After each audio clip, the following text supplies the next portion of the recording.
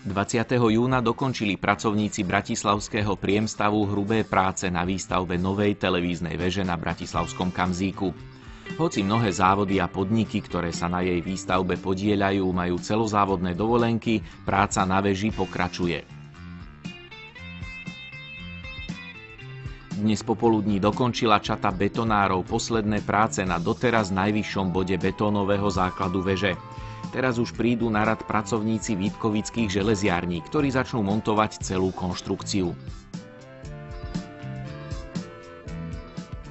Nuž, ak sa niekomu zdá, že sa na veži pracuje pomaly, tak to nie je celkom pravda, lebo pracovníci správy rádiokomunikácií robia všetko, aby výstavbu dokončili presne podľa stanoveného plánu.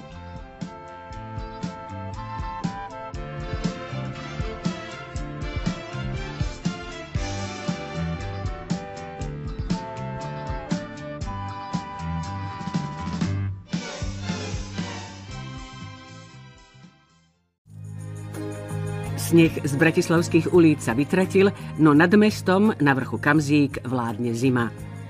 Nová televízna väža aj v tomto počasí neustále rastie do výšky.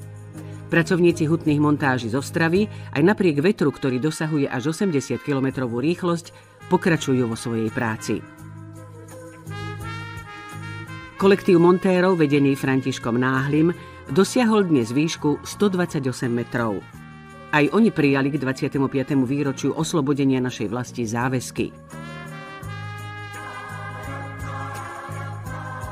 Hrubú montáž novej televíznej veže chcú dokončiť do konca októbra tohto roka.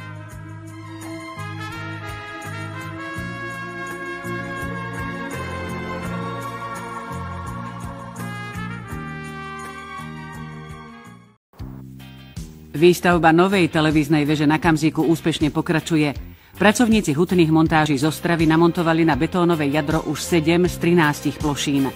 12 metrov dlhé a ťažké, skoro 5 tón, je toto obvodové rohové tiahlo. Na montovaní tohto kolosu dokončia montážnici polovicu železnej konštrukcie veže. Nezaostávajú ani pracovníci bratislavského priemstavu. Zastihli sme ich vo výške 76 metrov, kde betónujú vyhliadkovú plošinu. Celkovo tu uložia vyše 400 kubíkov betónu. Dúfajme, že takýmto tempom porastie nová televízna väža aj naďalej, aby sa čo najskôr zlepšil televízny signál.